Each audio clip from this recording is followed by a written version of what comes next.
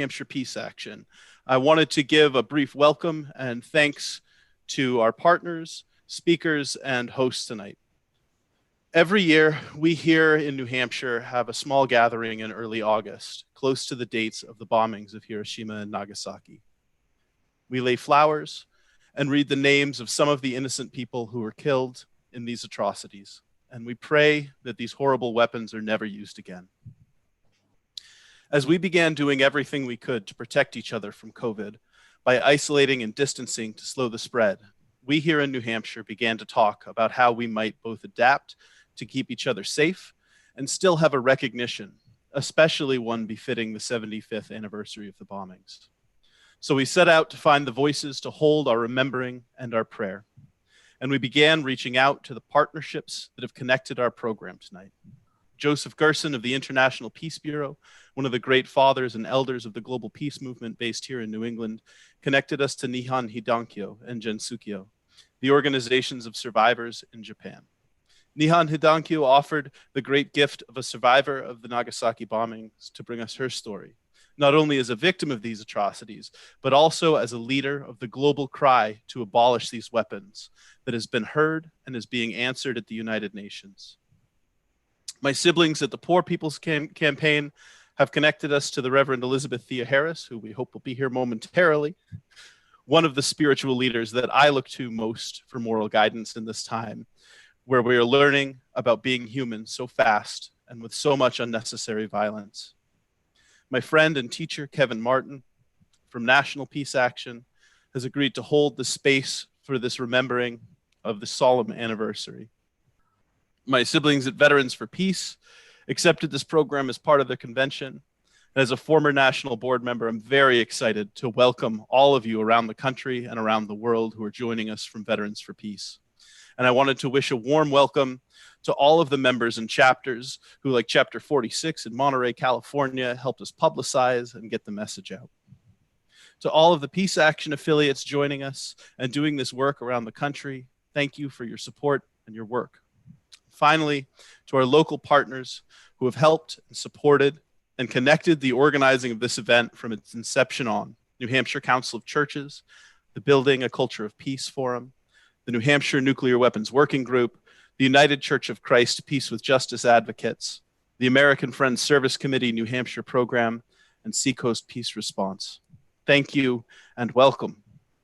The world is in a time of extreme change, and every day people can see more clearly that violence and warfare are not the way forward for humanity, that we can do better. We must accept our past and learn from it. By taking the time to remember the worst of what humanity has done to each other, we can recommit to a better future. Thank you all for being here.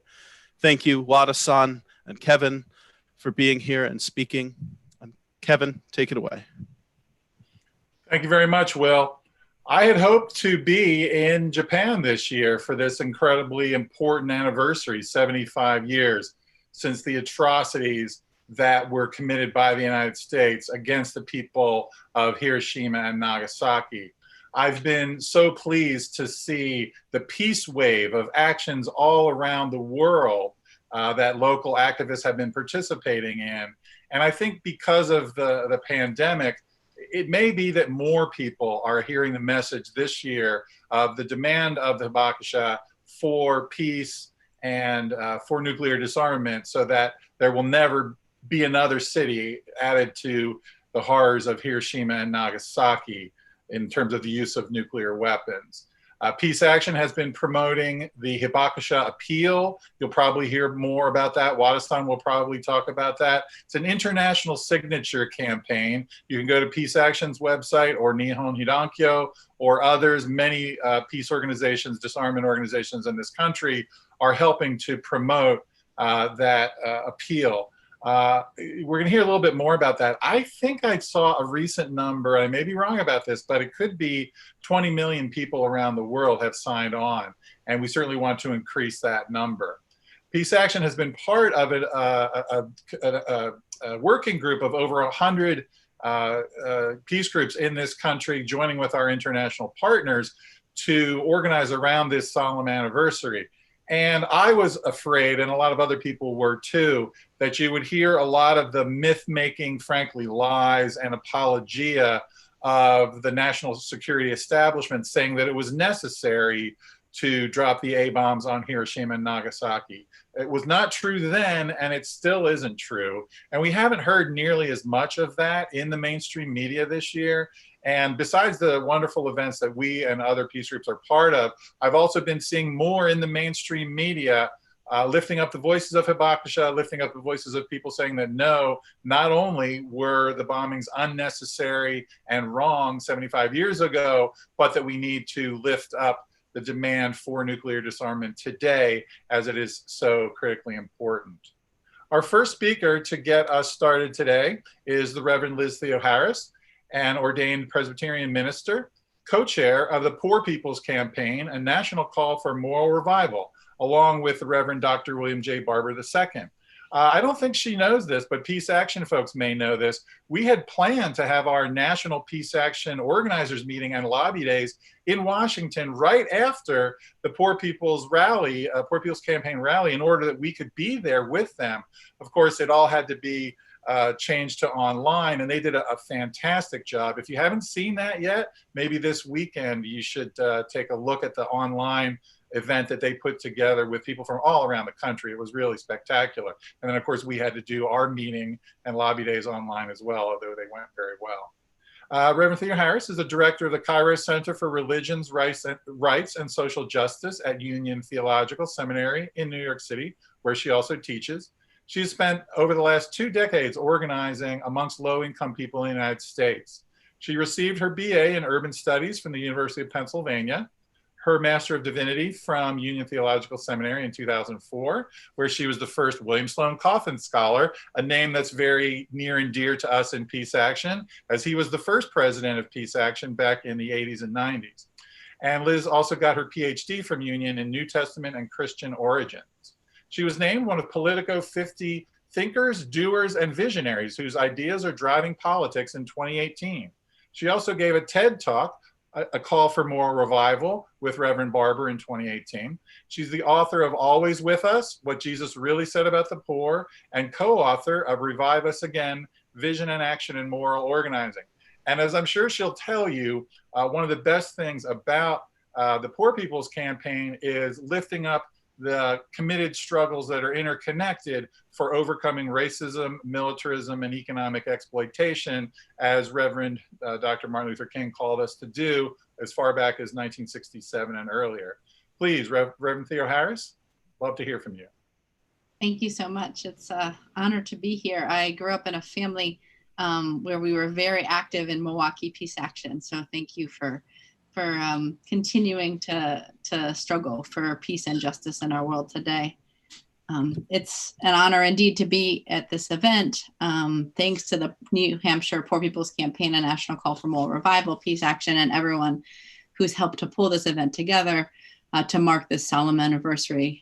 It's so important for us to take time to learn lessons from the bombings of Hiroshima and Nagasaki, the lie and destruction of war and militarism. Growing up in Peace Action, I was raised by a family very active in the anti-nuclear movement. We followed the words of the Reverend Dr. Martin Luther King, that peace is not just the absence of tension, but the presence of justice. And we tried to follow the Bible quote from Jeremiah about peace when there is no peace. This quote that says, "My people are broken, shattered, and yet they put on Band-Aids, saying it's not so bad, you'll be just fine." But things are not just fine. Our leaders say peace, peace, but there is no peace.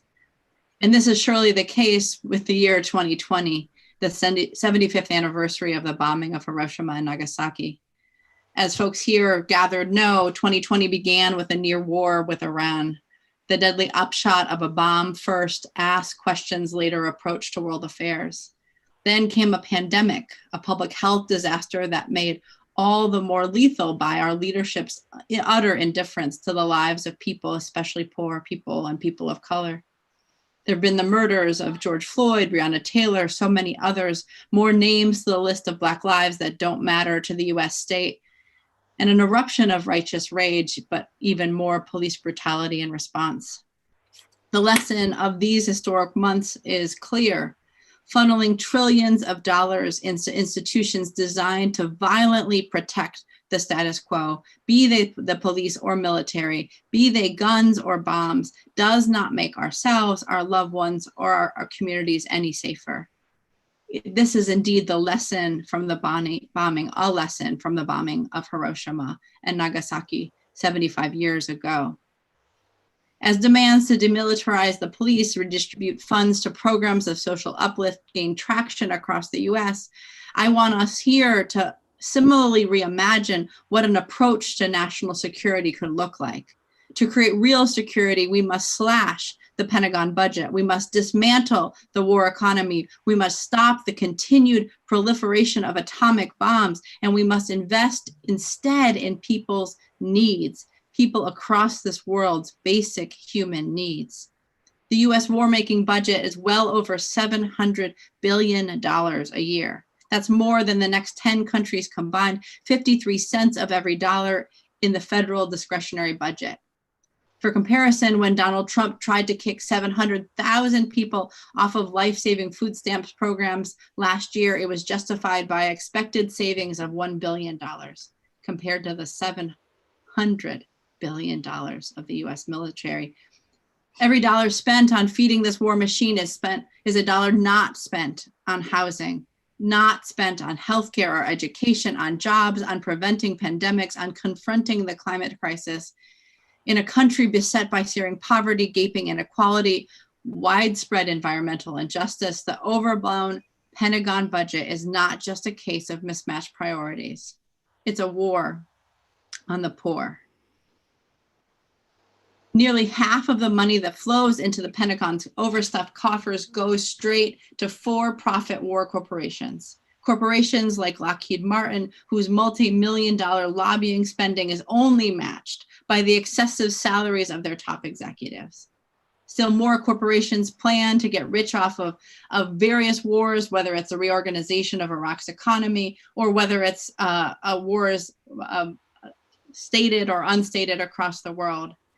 And this is all happening in a society where nearly half of the US population is poor or low income, where there are about 87 million uninsured and underinsured in the US and 27 more that have been added in the last couple of months. In a country where 62 million workers make less than a living wage, where 15 million families can't afford water, when 4 million families whose water is poisoned. This is in a country that can make a prefab house in 45 minutes, and yet there are 12 million homeless people. And although the United States does not have a military draft, there is a poverty draft where many young people have no potential of getting an education or stable employment without joining the military. Thousands of communities are contaminated by petrochemical companies, industrial waste, raw sewage, all made worse by climate change and the militarization and destruction of the earth. Indeed, using the US Census Bureau's supplemental poverty measure, there are at least 140 million people who are poor, or just one $400 emergency away from poverty. That's family farmers who live in food deserts with rural hospitals closing. That's moms who have to bury their children, not because they were called home by God, but because they have no health care. That's teenagers whose homeless encampments have been bulldozed by the police and by white supremacist militias. That's Native Americans whose sacred lands are being mined by multinational extractors. According to the Souls of Poor Folk audit that the Poor People's Campaign conducted a couple of years ago, the poor or low income today include 24 million Black people, 38 million Latinos, 8 million Asians, 2 million Native peoples, and 66 million poor white people. And these staggering numbers, already a deadweight for the United States, are starting to prove a grotesque underestimate in this coronavirus world that we now inhabit. In the last few decades, unemployment, underemployment, poverty, homelessness have become an ever more deeply and permanently structured into the society. And then over the years, what we've heard, a political narrative that's been trumpeted by both parties in the US, is that we don't have enough to provide for everyone. But this scarcity argument has undergirded every federal budget in recent history, and yet it falls flat when we look at the 53% of every federal discretionary dollar that's going to war. The trillions that have been squandered in this country's never-ending war on terror, not to speak of the unprecedented financial gains that the wealthiest have made, making more than $750 billion even in the midst of this pandemic. When the coronavirus first became a national emergency, the US Federal Reserve materialized $1.5 trillion to Wall Street. In the following weeks, congressional bipartisan stimulus packages funneled trillions more in bailouts to the largest corporations. Meanwhile, tens of millions of Americans over many months have been completely left out. And months later now, moratoriums on evictions are expiring, sending upwards of 28 million people with eviction papers. And because the bailouts have gone primarily to the rich, and because of a failing public infrastructure that has been failed to stop the pandemic, now the US military is infecting military bases across the world, including Okinawa. The dual crises of the pandemic and inequality alongside of war, the destruction of the earth, are revealing ever more clearly how the descent into poverty is helping to destroy America society from the inside out. In a remarkably brief span of time, these crises have also highlighted our collective interdependence, not just in this country, but with countries across the world, including Japan.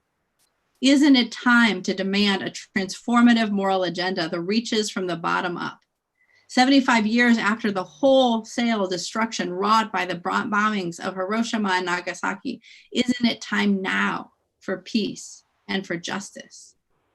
If the United States alone shrank our war economy, eliminated nuclear weapons, and cut the US military bases across countries around the world, if we had a fair taxation system, if we forgave debts, and if we invested in universal health care and living wages and guaranteed income and affordable and decent housing, strong programs for the poor, and national security in terms of actually making the whole world rise up from the bottom, we can indeed end poverty. We can indeed turn this war global economy into a global peace economy.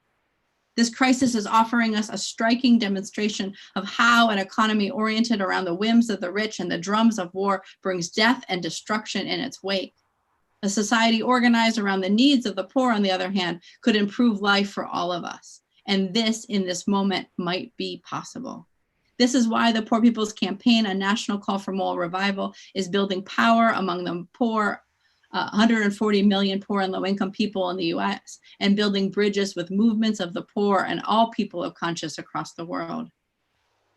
As folks might know, in 2018, we organized the largest wave of nonviolent civil disobedience in the US in the 21st century, organized in 43 states and across 20 national faith bodies, 200 labor unions, and partner organizations are a part of this campaign.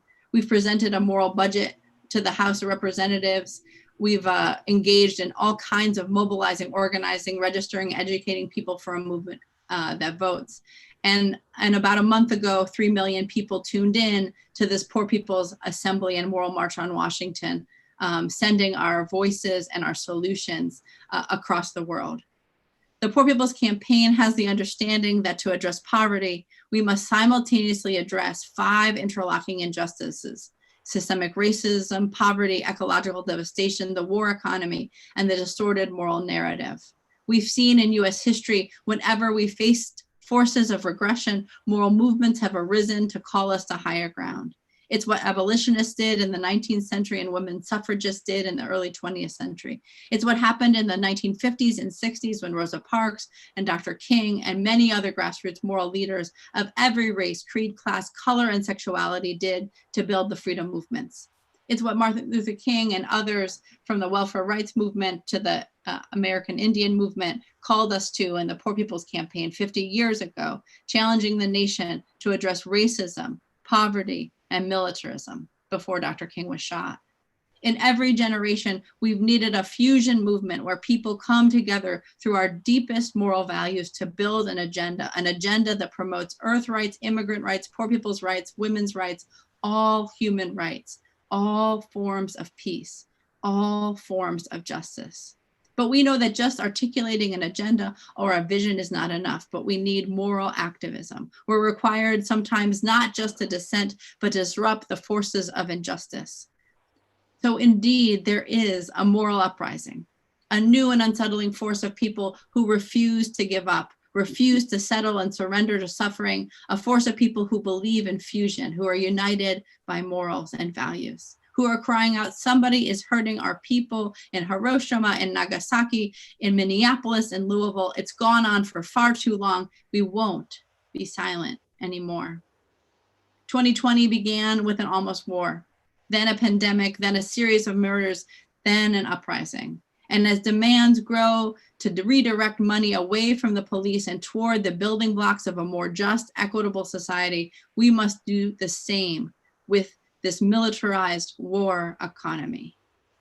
Security does not come from the muzzle of a gun or the reach of a bomb, but a voice of a movement.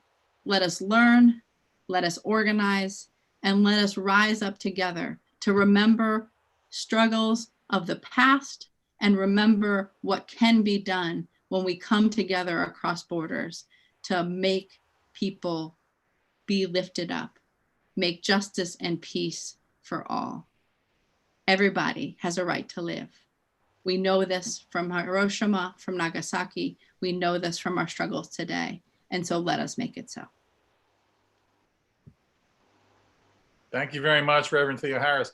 I have to give a talk tomorrow morning, too early for me, with our brothers and sisters at Campaign for Nuclear Disarmament in the UK. And I wish I could just record what you just said and play that instead of me talking. Thank you very much. And you can all see why Peace Action folks are such big fans of the Poor People's Campaign. Well, now we have a real honor and a treat to hear from Masako Wada. Masako is the Assistant Secretary General of Nihon Hidankyo, the Japanese Confederation of A and H bomb sufferers organization. She is a hibakusha, surviving the atomic bombing of Nagasaki, which is one of the most beautiful cities I've ever been to. I have been honored 3 times to be in Nagasaki, and it moved me to tears every single time. She was not quite 2 years old on August 9th, 1945, when she was exposed to radiation from the bomb. She has been working for nuclear weapons abolition by sharing her personal testimony, both at high-level meetings and grassroots activities, including United Nations conferences and the Vatican's Conference on Nuclear Disarmament in November of 2017. Furthermore, she's been promoting the International Hibakusha Appeal Signature Campaign, which I mentioned earlier, with other atomic bomb survivors and many supporters of other peace movement organizations, including Peace Action and others that are promoting the campaign right now.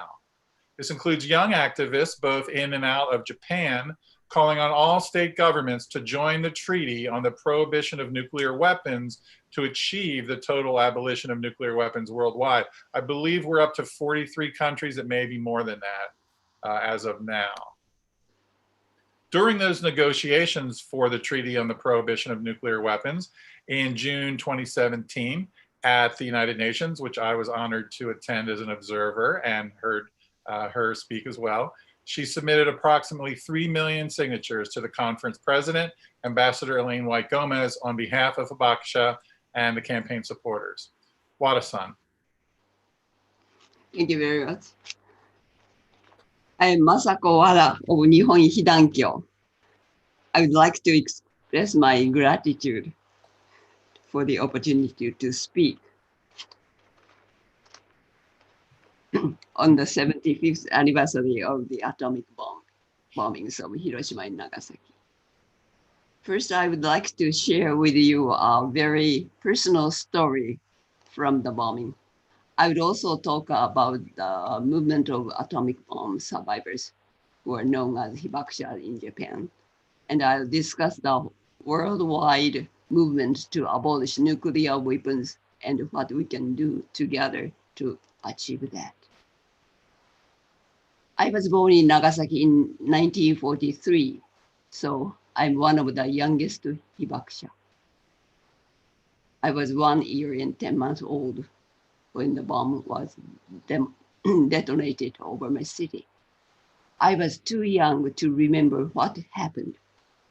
I don't think I can talk about the indescribable events that other elder Hibakusho went through, but I was there with my mother and my grandfather. My house was 2.9 kilometers, 1.8 miles from the blast center.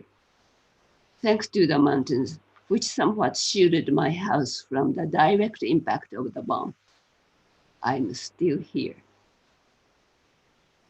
I'd like to share with you a little of my mother's atomic bomb experience. It's a story she told me many times. My mother's atomic bomb experience. August 9th, 1945 was one of hot summer days. There had been an air raid warning, but it was called off. I was fixing a lunch of substitute food, a substitute for rice, because there was a rice shortage during the war.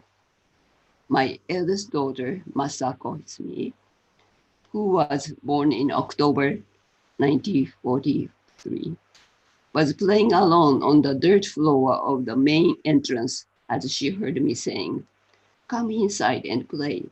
It's too hot to stay outside." It was a nice, quiet moment in the late morning. Then suddenly there was a loud sound. Kaboom! Before I knew it, my house was covered with a foot of mud. The window panes, shoji paper screens, lattice doors, and clay walls had all crumbled into pieces.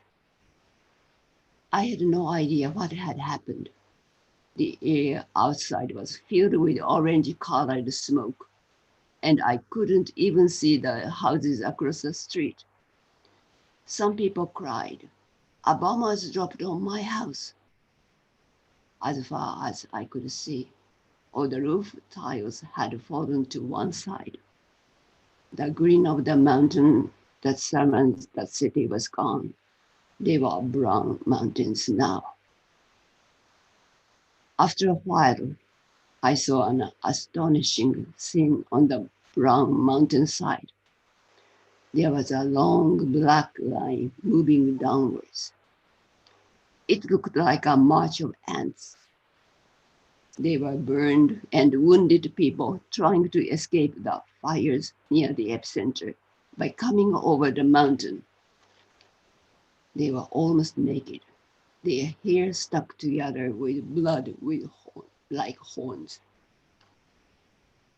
Many people might have died along the way.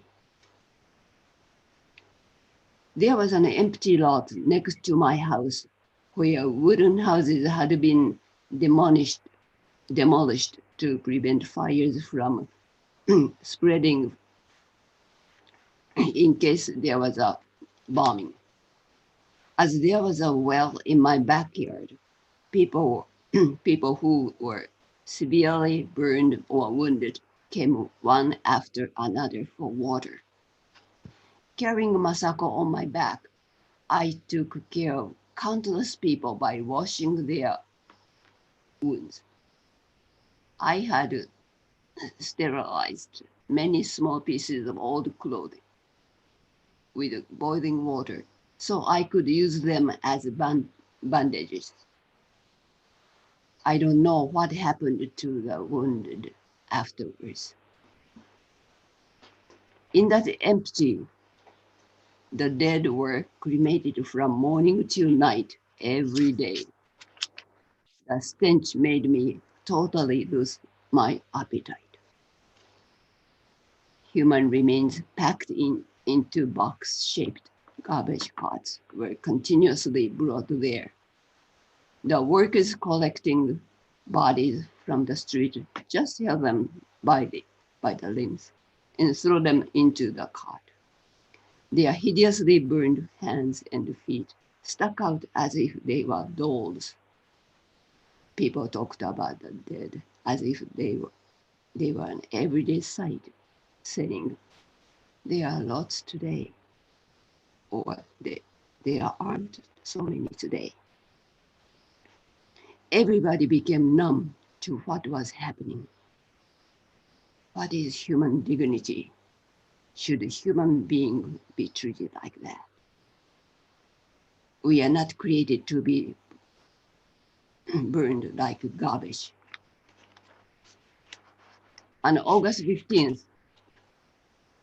1945, when World War II ended, I was sent to the auditorium of Nagasaki University to help the medical team treating the people sheltering there for burns or other wounds. No words can describe that scene of people lying all over the floor there. Taking antiseptic solution with me, I followed the doctor and treated each patient.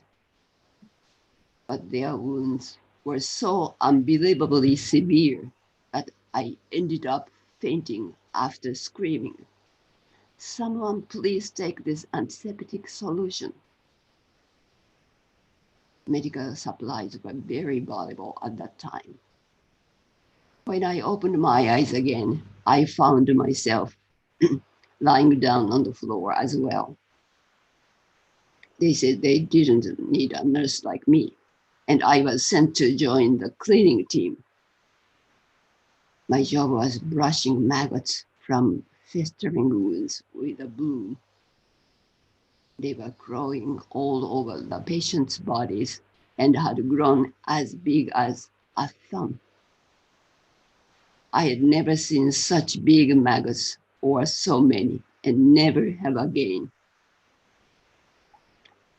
Just after the air raid warning was called off on the day of the bombing, a friend of mine who lived near Nagasaki Station saw through an upstairs window a B-29 drop 3 cocoon-like balls and fly away. She thought those balls had gone in the direction of the Urakami area, which is near the epicenter. Then there was a flash. Her younger brother protected her from the heat, getting her to lie down. He, however, didn't make it, as his back was severely burned. I've heard that those balls were parachutes equipped with an instrument radio sensor, which was used to measure the power, the pressure, and the heat generated by the explosion, and to report how it turned out after the atomic bomb was dropped. Among the many victims, there were Koreans, Chinese, and even many prisoners of war, as well as Japanese. Those are the people who just happened to be there at that time, regardless of nationality and race. I wonder if that instrument reported anything besides crude measurements to the US Armed Forces about the lives of each one of us, about their families, or about the preciousness of human life. This is the account that I heard repeatedly from my mother. She passed away 9 years ago at the time of 89. She suffered from stomach cancer, liver cancer, and various other diseases, and had been hospitalized on and off 28 times. She seemed very unsatisfied when she read this account I've just shared with you. The words couldn't capture her experience of hell on earth. I assume that other hibakusha would feel the same. I always feel hesitant to share my mother's experience with other people, as I know I can never fully describe what really happened. But now that 75 years have passed, the average age of the survivors is 83. And we younger hibakusha must continue their work and speak out on their behalf. In September of 1945, the deputy commander of the Manhattan Project, Thomas Farrell, visited Japan. He issued a press statement claiming there were no more after effects from the radiation in Hiroshima and Nagasaki, and all who were supposed to die had already died. After this announcement, all the first aid stations in Hiroshima were closed at a time when the hibakusha needed medical care most. Both the Japanese and US governments abandoned them. Under the strict press code imposed by the occupation forces, all articles and reports on the atomic bombings were publicly prohibited. The hibakusha were not informed of the cause of their suffering. By the end of that year, about 140,000 people in Hiroshima and 70,000 people in Nagasaki had died as a result of the bombings. Most of them were civilians, including the elderly people, women, and children. Many had been killed instantly without knowing what happened. Those who were under the mushroom cloud, irrespective of their race, nationality, age, or sex, either died or were forced to live as hibakusha. The deep suffering of those who barely survived continues to this day. Many of them suffered from burns and other injuries, as well as the after effects of radiation. Then there was a loss of loved ones, survivor's guilt, the scenes, sounds, and the smell of the day burned into their memories. Diseases of an unknown cause, economic hardship, discrimination in society due to misinformation about radiation exposure, and many broken dreams. In addition, the hibakusha originally from China and Korean Peninsula suffered from racial discrimination. The government did nothing to help them, but simply ignored and abandoned them. With wounds on their bodies and in their minds, the hibakusha desperately struggled to live on while being forced to keep their mouths shut.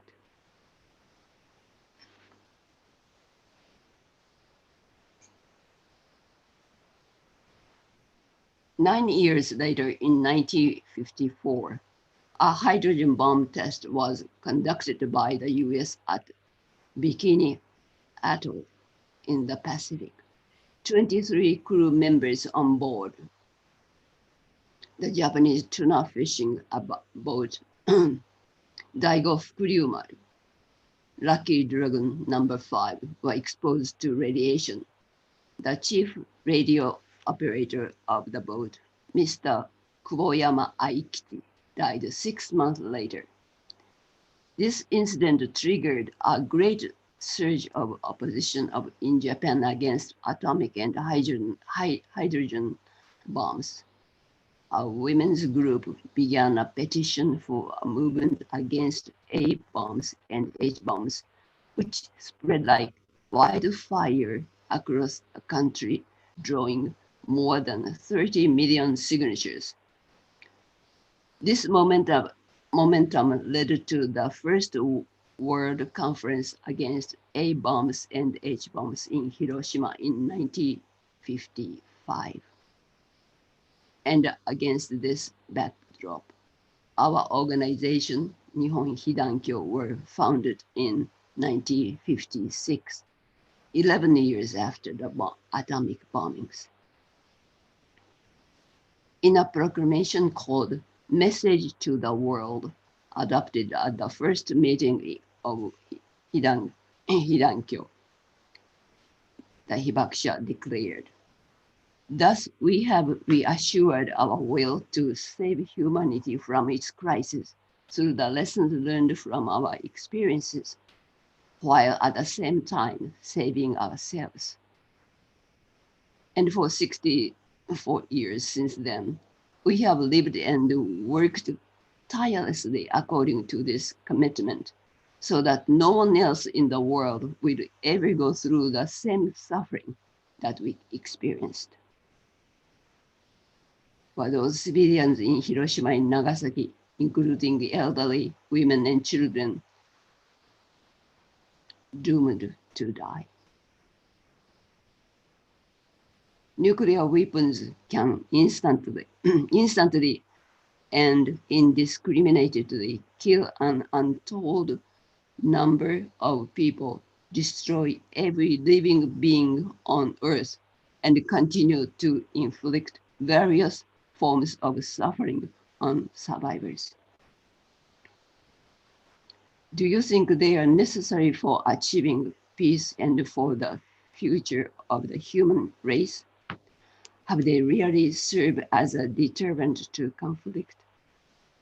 We, the Hibakusha, take pride in being part of the movement for the solution of nuclear weapons with partners and supporters in Japan and internationally. And they believe that this movement has actually deterred countries from using nuclear weapons again. It has now been 50 years since the NPT entered into force. Article 6 of the NPT stipulates that the state parties should pursue negotiation in good faith for nuclear disarmament. We must ask if the nuclear armed states have really pursued these obligations in good faith. While there are differences among these countries in their stances or technical questions relating to abolition, we must focus on the inhuman consequences of nuclear weapons above all. On July 7, 2017, the Treaty on the Prohibition of Nuclear Weapons was adopted at the UN. Hibakusha were overjoyed, thinking that our survival had been rewarded. A heavy and rusty door seemed to be opening, and we are finally seeing a ray of light illuminating a path to achieving our goal. For 64 years since the foundation of Hidankyo, through our determined actions, we had called for nuclear abolition. For the Hibakusha who have constantly appealed, no more Hibakusha. The adoption of the Ban Treaty provided tremendous hope and strength. We'd like to share our joy with the numerous unidentified A-bomb victims who were recorded only as statistics, with the many people who have gone before us in the anti-nuclear movement, and with our supporters in Japan and internationally. The preamble of the treaty recognizes the unacceptable suffering and harm caused to the victims of the use of nuclear weapons. It clearly articulates the inhumanity of nuclear weapons. The treaty prohibits the development, testing, production, stockpiling, transfer, use, and threat of use of nuclear weapons, and sets out procedures from nuclear armed signatories to destroy their existing nuclear stockpiles.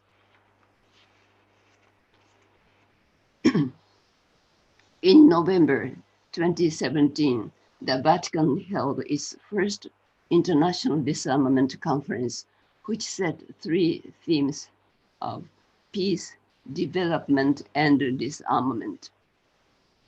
The conference emphasized that wars begin in the minds of men. Integral human development is necessary. Pope Francis stated in his speech to us that the use and the threat of use of nuclear weapons, as well as their very position, should be firmly condemned. He also referred to the importance of the testimony given by the Hibakusha and the nuclear test victims, saying, "May their prophetic voice serve as a warning above all for coming generation." The prophets take the word from and speak on behalf of God to the people, thereby showing the right direction for them to proceed. We the Hibakusha who keep alive our A-bomb experiences, as well as those of our predecessors, have the responsibility to tell people and show them the right direction. That's why we continue to speak out about our experiences and the after effects of the atomic bombings. Achieving and maintaining a whole world free of nuclear weapons is described as a global public good of the highest order in the treaty, TPNW. When Hibakusha was formed, we pledged to save humanity from its crisis. We must continue to reach out to people and convey our aspiration for peace to further generations. In April 2016, we launched a campaign called the International Signature in support of the appeal of Hibakusha for the elimination of nuclear weapons. So far, we have submitted more than 10 million signatures on this petition to the United Nations, which generated a lot of momentum toward achieving the treaty on the prohibition of nuclear weapons. But in order for the TPNW to come into effect, the ratification of 50 nations is needed. So far, 43 nations have done so. I sincerely ask each one of you today, as members of civil society, as human beings with dignity, and as peacemakers, to raise your voice from New Hampshire for the abolishment of nuclear weapons.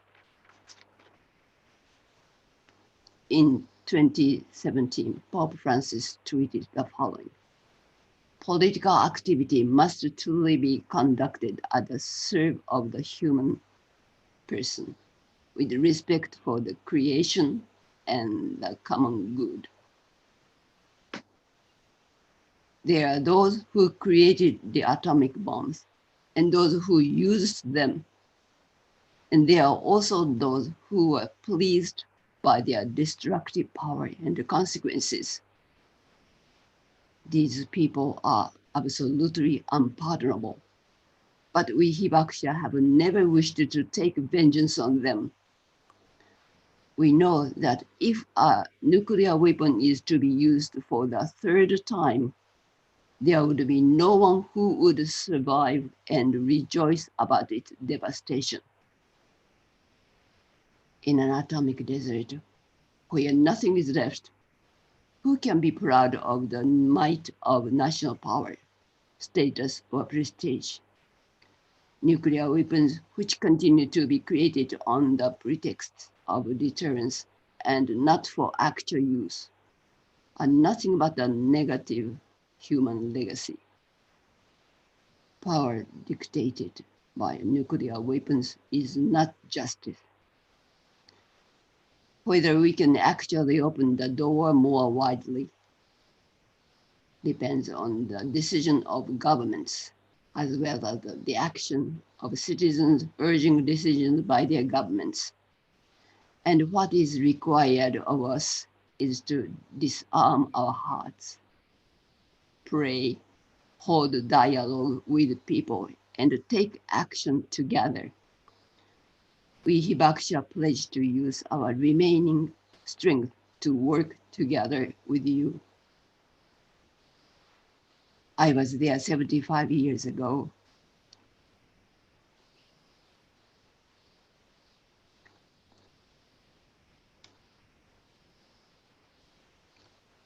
Excuse me, I'm still here to tell you our ardent and sincere desire of all the Hibakusha. Thank you for your listening. Thank you. Arigatou gozaimashita. Thank you very much, Wada-san. I've had the honor of meeting many Hibakusha around the world, including a man in Utah who I met last year who wrote a book. He was in utero. He was in his mother's womb when the bomb was dropped, and so he has a very unique perspective.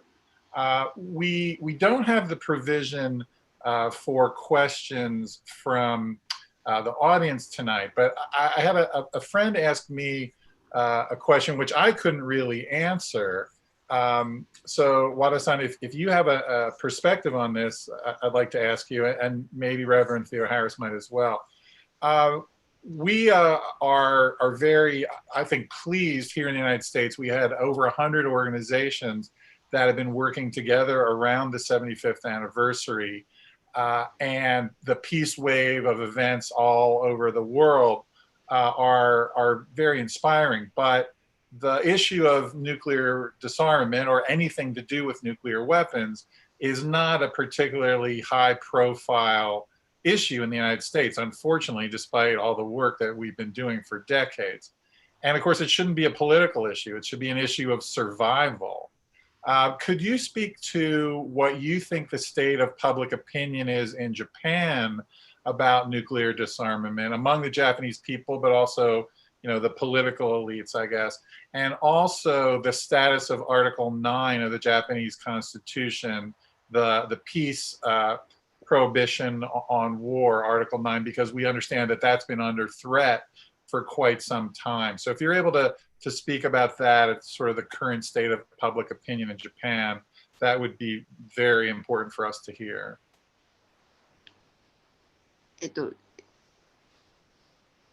通訳の方いらっしゃいますか?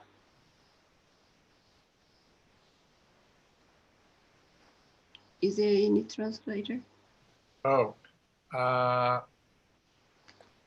do we have the captions on? Sorry. I'm sorry. I don't have the translation is on a website. I don't have it up. The question about Article 9 about the Japanese Constitution. Let me see if I can get you the link for the Japanese translation in the meantime.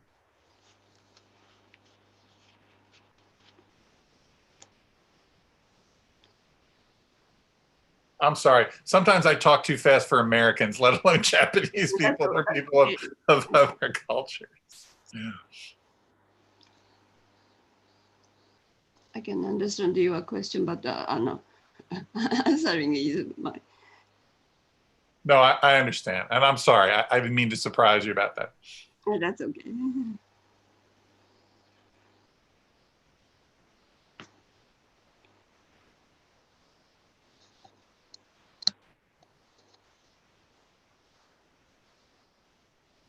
Wada-san, if you click on that link on the right, Kevin should be able to ask the question again, and there should be a Japanese translation available there.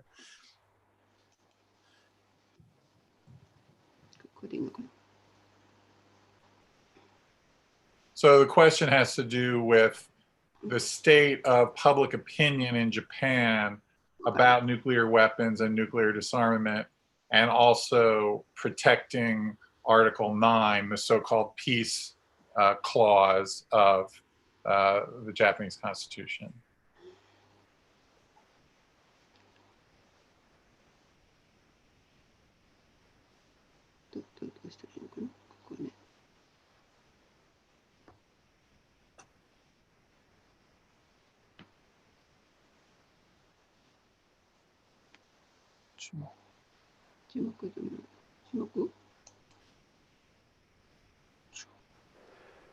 Kevin, would you be willing to ask your question one more time? Just give me a moment to share screen.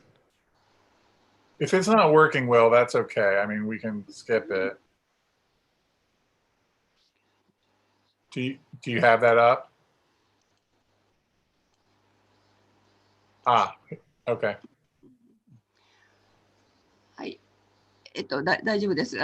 質問の意味は分かったんですけど、どこここ質問の意味は分かったんですけど、ちゃんと答えるのがちょっと英語でっていうのがちょっと難しかったと思って。憲法9条に関してはまだはっきり分かってないですね。国会でもしっかりと議論をされてないという感じです。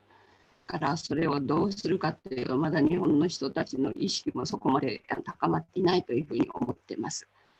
だから核兵器と軍縮に関しても同じですけど、だけど今若い人たちの思いが随分高まってますので、それでいいんではないかというふうに思います。はい、お願いいたします。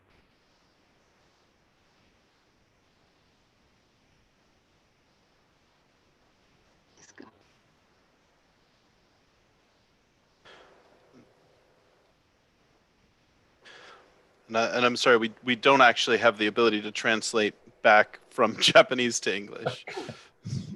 All right. Sorry we had that misunderstanding then. So we can move on if we would like to closing remarks from Reverend Theoharis, unless you had any reflections or response to Wada-san's remarks. Well, I mean, I deeply appreciate the remark and again this event for coming together and just wanted to speak a little bit to this question of how do we build the will in this country and around the world to speak about disarmament, to speak about turning a war economy into a peace economy, to speak about and not just to speak about, but to build the political will to make it so. And I just think that has everything to do with seeing the connections between all of these injustices, and it has everything to do with hearing the stories and the analysis like we've heard this evening, right? That movements across this world and across this country begin with the telling of untold stories. And the stories of the Vaksha, the stories of those who have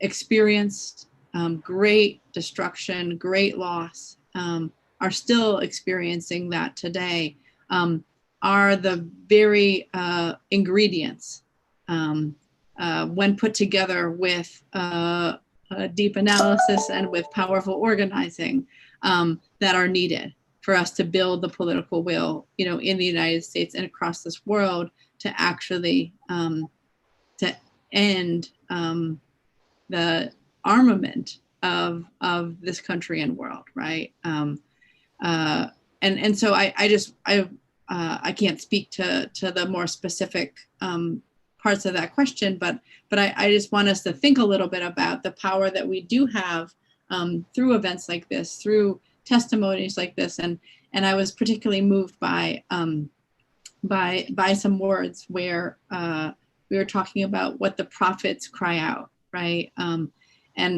as a Christian minister, I read the prophets quite often, especially in times like this, especially when natural disasters are wreaking havoc, especially at a time when people are dying from a disease that they don't have to die for, but because of the ineptitude of ruling authorities, especially at a time when folks have the power and the resources to heal suffering and choose not to.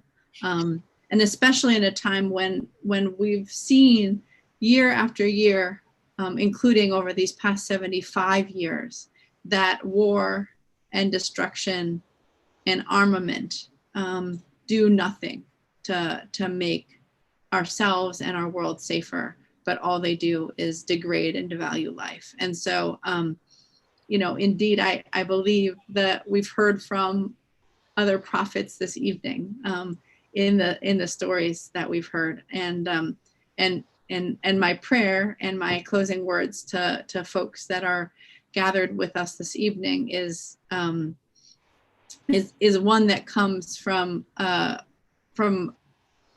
one of my favorite prophets of Isaiah, about repairing the breach and about restoring our the streets to live in and making our communities livable again. The Habaksha and many have made communities livable again.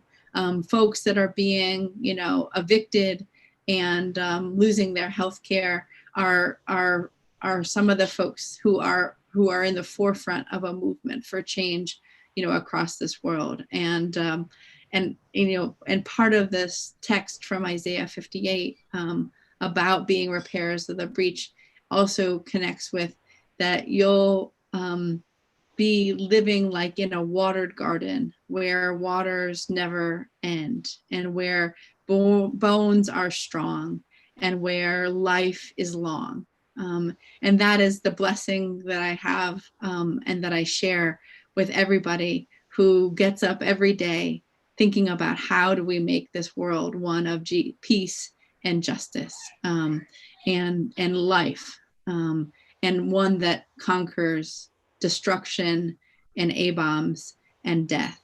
And may we never forget Hiroshima. May we never forget Nagasaki. And may we never forget the destruction wrought by ruthless violence and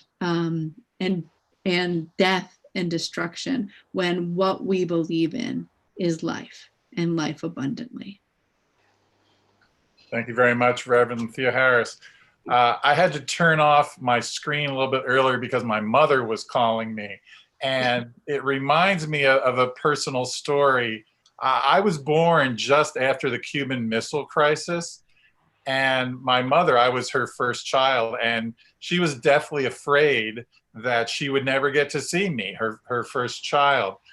So maybe it was, I wouldn't say prophetic, but maybe it was ordained, let's say, from the womb, that I would work for nuclear disarmament, work for peace, because of that experience of being born right after the Cuban Missile Crisis, when the world was teetering on the brink of what could have been a nuclear holocaust.